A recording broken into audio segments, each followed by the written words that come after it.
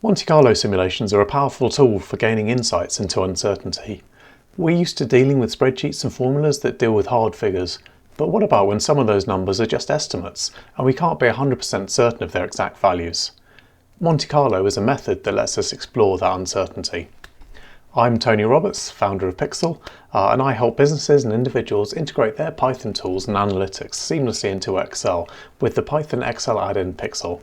And in this video, I'm going to show you how to perform Monte Carlo simulations in Excel using Python and the Excel Python add-in Pixel.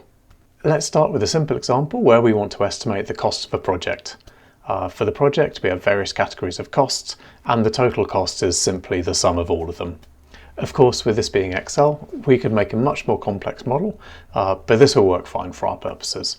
The key here is that we have several inputs and their estimates, and we want to understand not just the final number, but also how confident we can be in that final number. We're going to build up to modelling each input as a random variable with different distributions, as shown here, and calculate the distribution of the total cost based on those input distributions, which you can see as a histogram in this sheet, and we'll be taking it step by step. If you're not already familiar with the Python XL add-in Pixel, then I would recommend heading over to pyxll.com first. You can find loads more information and videos there, and in particular, understanding how to call Python functions from Excel will be really helpful for the rest of this video. In a Monte Carlo simulation, each uncertain input is modelled as a random number drawn from a random distribution. By repeatedly drawing random numbers for each input from their respective distributions and calculating each output, over time, as the number of calculations increases, we build up a picture of the distribution of the output. To do that in Excel, we can change the inputs and record the result as it changes. Using Python and the Pixel add-in, we can write a macro that will do that same thing many times over using whatever random distributions we need. To write an Excel macro in Python, we start by writing a normal Python function. I'll call this one mcRunSimulation. Then we add the Pixel XL macro decorator, and it's this decorator that tells the Pixel add-in to expose this Python function to Excel as a macro, and that allows us to attach it to a button in Excel. First, what we need are some random values to use for our simulation. One distribution that's sometimes used for this sort of problem is a 3-point estimate. It's called the PERT distribution, and we'll use that for this example.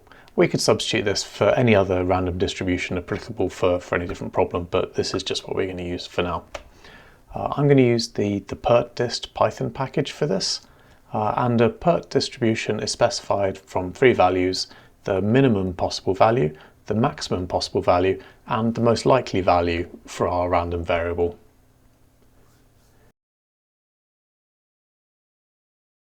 Next, we'll use Pixel's XL cell class to get the input cell and loop over our random samples, setting the value of the cell for each.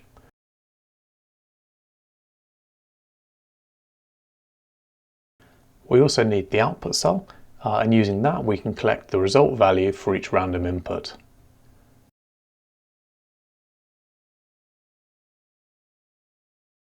Once the loop is complete, we can calculate the mean and standard deviation of the results and write those back to Excel.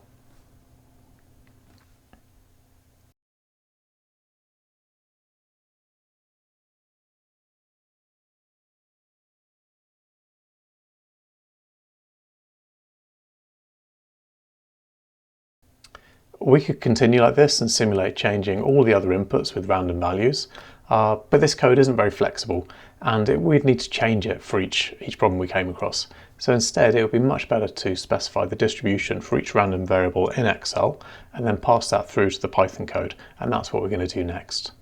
So rather than specify each distribution in code, I'm going to write a function that takes the min, most likely, and max values and returns an instance of a new class, PERT random variable. We'll define a random variable base class with a samples method that will return our sequence of random samples.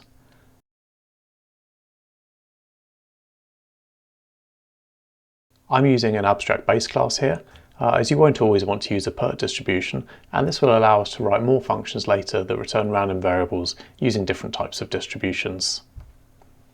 So next, the PERT random variable class derives from our base random variable, and it takes the min, most likely, max values, and the sample method is implemented to return the samples from the PERT distribution in the same way that we saw earlier.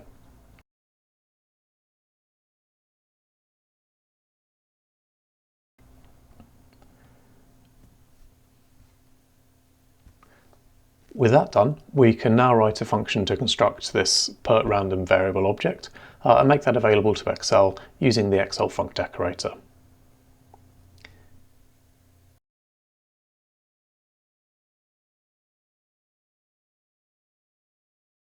I can now update my spreadsheet and add the min, most likely, and max numbers for each input variable. For example, I might know that a site inspection will never be less than $1,000 or more than $5,000. For this project, it's most likely to be 3,500. These are all just made up numbers. But then I can call my newly written MC_PERT function to create the distribution object and repeat that for all the other random input variables. Let's add one more function now to visualize these distributions we've just created. This function will take the distribution object and get a number of samples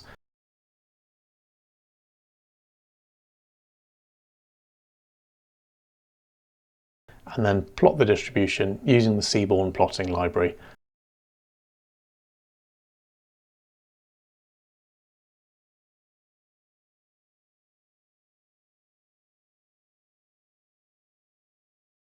And finally, display that plot in Excel using Pixel's plot function.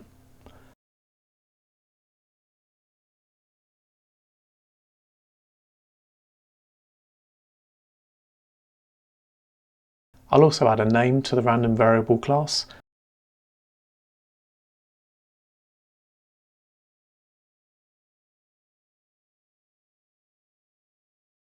And the MC_PERT function. And set that as the title when plotting to make things a bit clearer.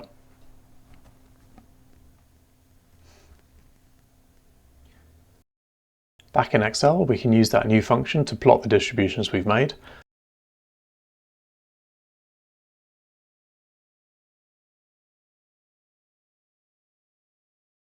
And see how changing the distribution parameters affects the distribution.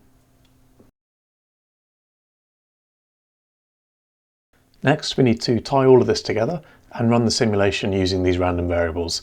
And to do that, I'm going to add a new simulation class that will keep track of the random input variables, the result or output cell, and I'll also give it a name and the number of samples we want to use for the simulation.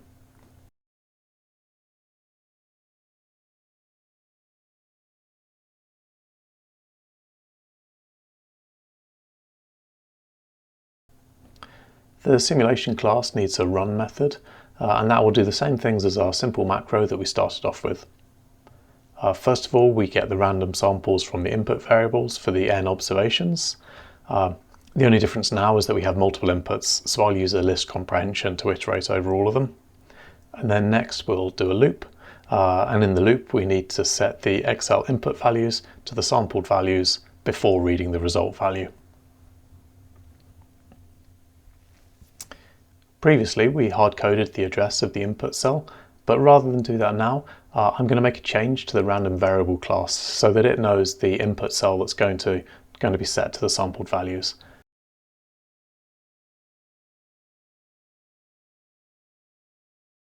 And I'll have to change the MC_PERT function as well, passing in this input or target cell. To tell Pixel that I want the target argument to be passed as a cell reference rather than just the cell value, I can set the argument type to Excel cell using the XLArg decorator. Before continuing with the code, I'll just update the spreadsheet to pass those input cells into the MC_PERT function.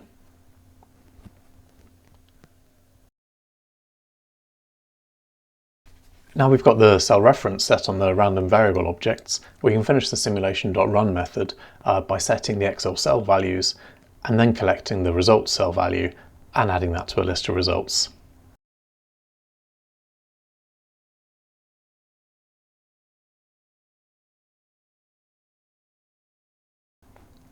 This is a really minor point, but I've written these for loops above using range and indexing into the list to hopefully make it kind of clear what's going on.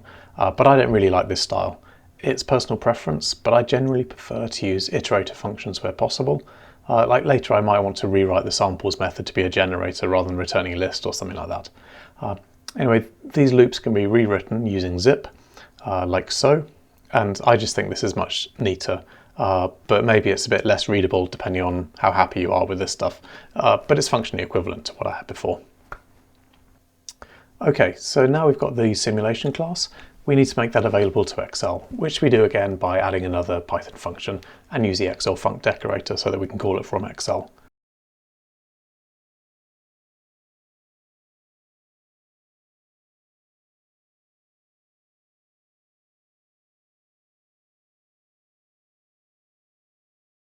I'm going to add some type information by passing a signature string to the Excel func decorator to tell Pixel how to deal with the arguments, and for the input random variables, I'm going to use Python's start_args, which will let us pass an arbitrary number of inputs as multiple arguments to the Excel function.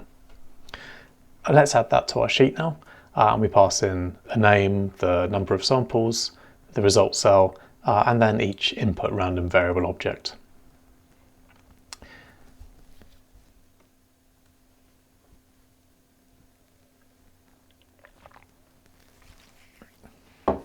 With all of that setup now done, we're ready to come back to our macro function and rewrite that to use the simulation object so that when we press that run simulation button, it runs this simulation that we've set up. First of all, the macro needs to get the simulation object, which we can do using exl_cell.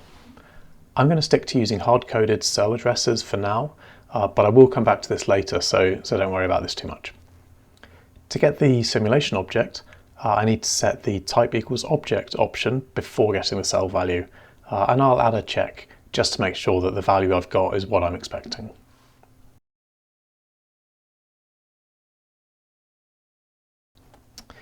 Now all I need to do is call the run method on the simulation object, and that's going to return me the list of results, and then finally I'll write the results back to Excel in the cell below as an object so that we can inspect and plot those in Excel.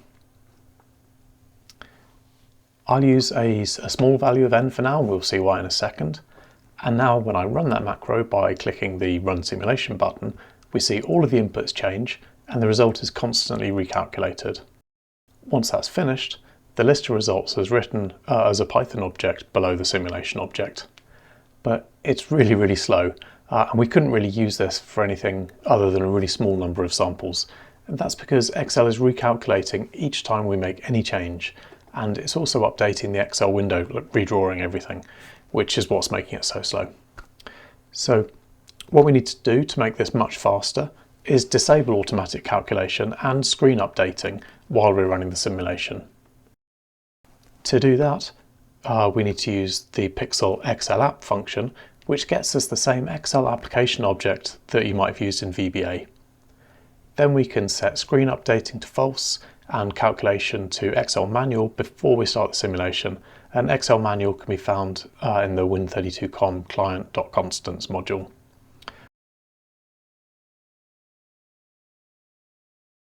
And then once the simulation's finished, we set them back how they were.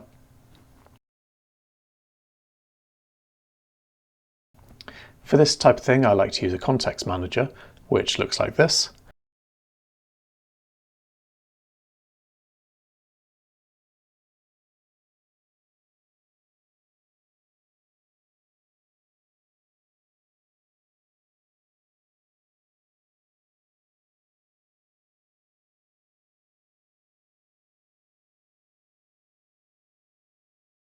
And then we can apply that using a with block. But if context managers are new to you, then setting it before and after does the same thing, but do use a try finally block so that if an exception is raised during the simulation, the Excel state still gets reverted. Otherwise, you might end up in a state where you're left with screen updates still disabled at the end of the macro. With the manual calculation enabled, there's one more change we have to make, and that's to manually calculate the result cell before sampling it, since now it won't be automatically calculated when the inputs are changed. To do that, we get the Excel range object for the output cell using the toRange method, and call the calculate method on the range prior to getting the cell value. One other thing I don't like about how it works right now is that the last used values get left in Excel when the simulation is complete. Instead, I think it's better if the original values are restored after the simulation's done, so I'll make a small change to do that as well.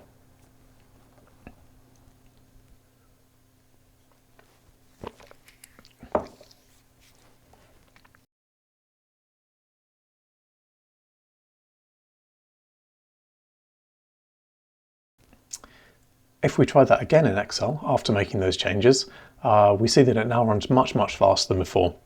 We can increase the number of iterations used by the simulation, and we can still run the simulation in a reasonable amount of time. So we're nearly there now, and all that's left to do is add a few more functions so that we can inspect the results that have been calculated. I'll add mcmean using numpy mean to calculate the mean of the results,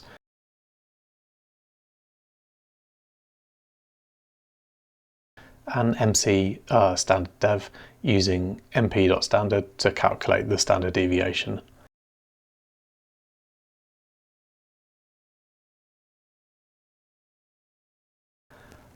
Lastly, I'm going to add mcplotsim that will plot the results as a histogram using seaborn.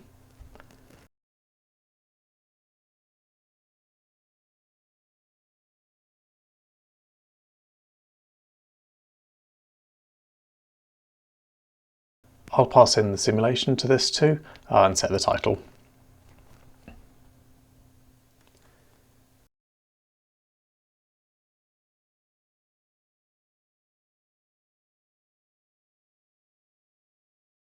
With these final few functions, I can now calculate the mean and standard deviation of the total cost estimate as calculated using our input random variables.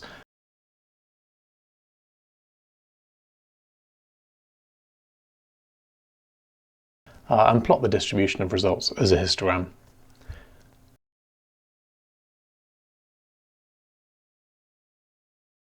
I can now see not only the expected cost of the project, but also the standard deviation of that estimate, so I know how certain I can be of the project coming in on budget. I can also change my input assumptions to see how those changes affect the resulting distribution, and for more accurate results, I can increase the number of samples used. I've only used one type of distribution in this example, but I hope you can see how powerful this technique is, and that you can implement as many different types of distribution as you like using exactly the same methods shown here, building a really powerful toolkit for you to use when building Excel models. Before we finish, there's just one last thing to tidy up. You'll remember that I hard-coded that results cell when writing the run simulation macro, and that would prevent us from reusing this unless we always put the result in the same cell, which is not exactly ideal. So one little trick I like to use is to parameterize macros by adding data to the button used to call the macro. Here I'm going to put the cell address in the alt text field for the button. Or even better would be to use a named range and put that name in the alt text of the button. In the macro, we can get the name of the object that called the macro using the Excel application caller property, and we can get the Excel application using the Excel app function as we saw earlier. The button object lives in the shapes collection of the active sheet, and we can look it up by name. Once we've got the button, we can then get the alternative text property, which we know is the address of the cell containing the simulation object. So now we don't need to hard code that anymore, and we can reuse this macro in any sheet we like. What we've seen in this video is really just the tip of the iceberg when it comes to Monte Carlo simulations in Excel. And whether you're looking at price forecasts or portfolio risks or anything else, I hope this has been interesting for you and given you some ideas.